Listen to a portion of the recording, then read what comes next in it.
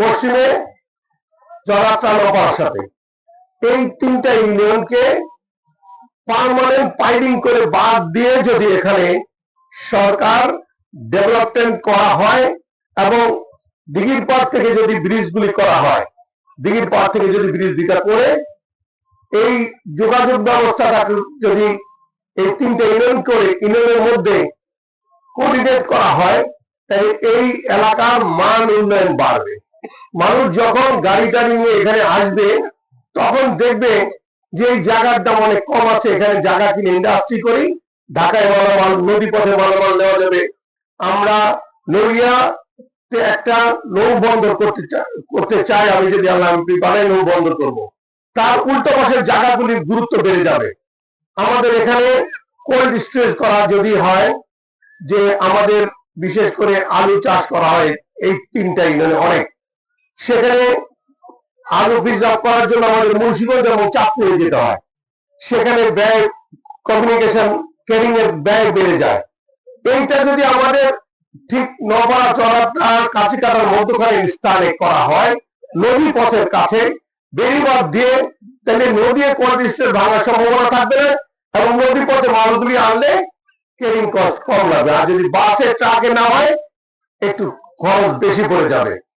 তো আমাদের এই কাছিকাটা চড়াটা নপাড়াকে নিয়ে একটা সুন্দর চিন্তা চেতনা আছে, সেটা হলো আমাদের দ্রুতগতিতে আল্লাহ যদি আমাকে এমপি বানায়, আপনারা 12 তারিখে যদি সিদ্ধান্ত নেন যে এবার ধানের শীষে আপনারা ভোট দিবেন, ইনশাআল্লাহ আমি বিশ্বাস করি যে আমাদের এই পশ্চিমে উত্তরের দক্ষিণে যে নদী ভাঙাগুলি আছে এগুলিকে বেড়িবাঁধ দিয়ে আমরা নদী ভাঙা ঠেকাবো এবং মানুষ যারা এখানে ইন্ডাস্ট্রি করতে চায় তখন তারা আশ্বস্ত হবে যে এই এলাকায় যদি আমি ইন্ডাস্ট্রি করি তাহলে নদী ভাঙার কোনো সম্ভাবনা নাই। মানুষ তো সবাই লাভেরটা বুঝে, যদি এখানে দেখে যে নদী ভাঙা থেকে রক্ষা পেয়ে যাবে তাইলে আর মানুষ এদিক থেকে মুখ ফিরে নিবে না।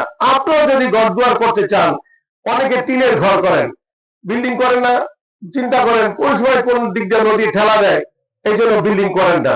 অনেকের সামর্থ্য থাকার পরও বিল্ডিং করেন না। আপনারা এই দুশ্চিন্তা আছেন, এই কাছিঘাটার অর্ধেক মানুষ উত্তরে মানে দক্ষিণের মুন্সিগঞ্জকে ঘেরাও করে ফেলছে, সব নদী ভাঙার ভয়ে গিয়া ওই পুরা তারপর কি বলে দিঘির পাড় এই এলাকায় গিয়ে বাড়ি ঘর করছেন। অনেকে আমার একেবারে গাজীপুর, ঢাকা গাজীপুরে গেছেন গিয়া।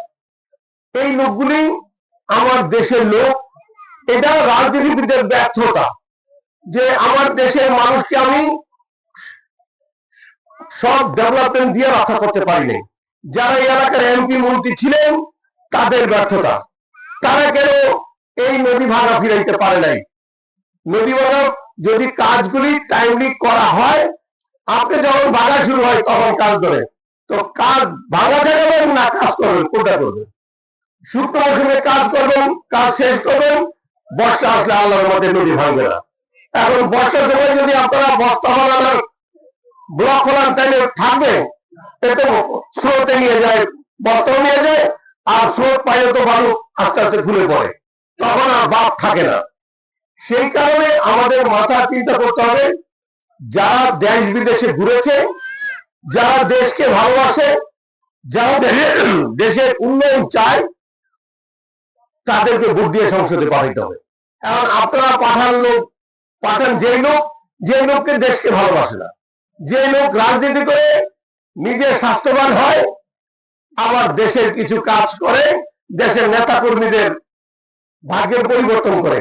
বেড়িবাঁধ, কাঁচা রাস্তাগুলি পাকা করা, যেগুলি বলেছে এগুলি প্রত্যেকটা যেগুলি বলেছে এর মধ্যে আছে, অসুবিধা নেই।